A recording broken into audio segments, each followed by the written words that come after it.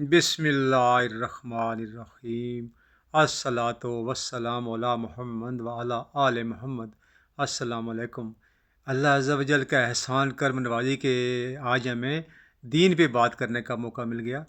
ہم نے عرض کی تھی کہ ہم انشاءاللہ کوشش کریں گے کہ اویس اقبال جو ملحد ہو گئے بدقسمتی سے، سنا ہے کہ دوبارہ انہوں نے اسلام قبول کر لیا، لیکن ان کے سوالات جو ہیں نا وہ نیٹ پہ چلتے ہیں، اور کوئی 1.5 گھنٹے کے مناظرے آپ نے سنے ہوگے۔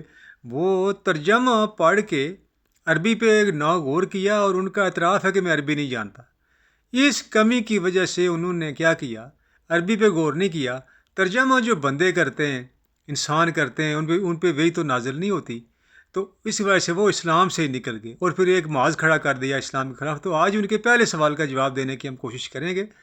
علماء کرام دے رہے ہیں، یعنی کہ جو مرتد ہو جاتا ہے نا، اس کو سزائے موت نہیں ہے۔ ہمارے یہاں یہ لکھا ہوا ہے، کچھ کرتے ہیں لوگ، لیکن نہیں۔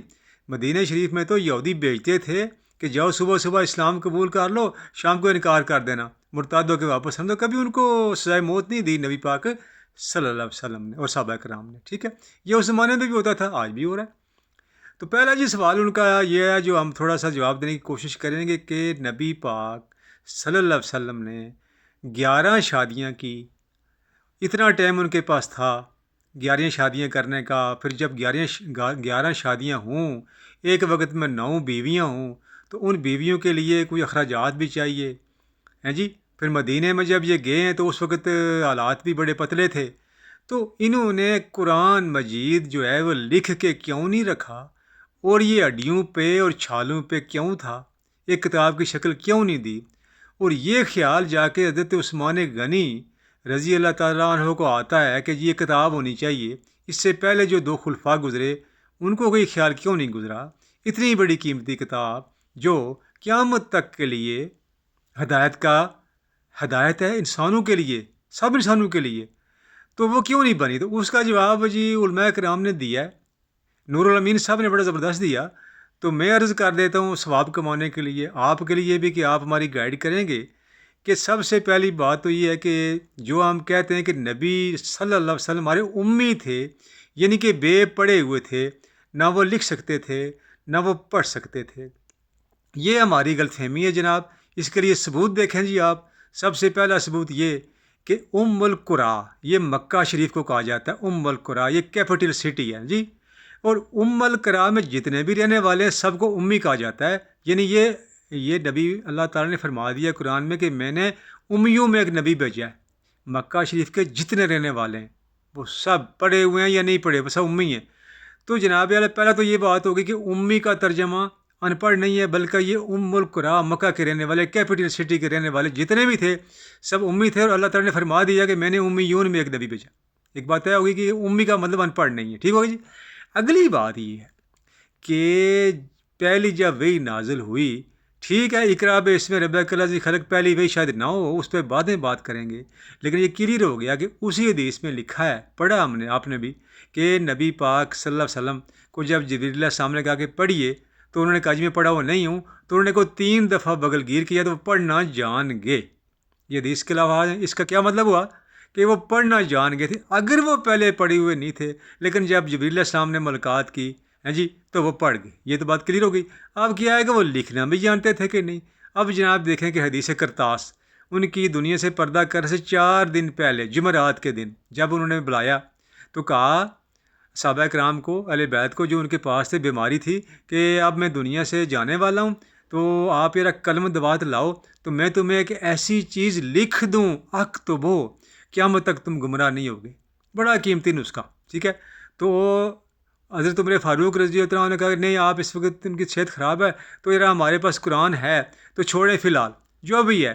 تو بات جناب یہ ہوئی کہ پتہ کیا چل گیا ہمیں کہ نبی پاک لکھنا جانتے تھے۔ اگر وہ لکھنا نہ جانتے تو وصیت کر جاتے، بستر پر تھے، بیمار تھے، اس وقت بھی انہوں نے کہا کہ قلم دوات لاؤ میں لکھ دیتا ہوں، ٹھیک ہوگا جی۔ اب جناب دوسرا کیا، صورت الفرقان ہے شاید، اس کی چوتھی 5ویں آیت ہے، بول رہا ہوں شاید، اس میں جو پڑوسی تھے نبی پاک صلی اللہ علیہ وسلم کے، قریش مشرکین مکہ، بعد میں مسلمان ہو گئے، انہوں نے کہا جی کہ اس نے خود قرآن لکھ رکھا ہے، خود اکتتبہ کا لفظ ہے کہ خود لکھ رکھا ہے، تو پڑوسی کہہ رہے ہیں نبی پاک صلی اللہ علیہ وسلم کے کہ اس نے قرآن خود لکھ رکھا ہے، اور ہم کہتے ہیں کہ نہیں، ہم کہتے ہیں کہ نہیں، پڑوسی کہہ رہے ہیں لکھ رکھا ہے، اس نے خود لکھا ہے۔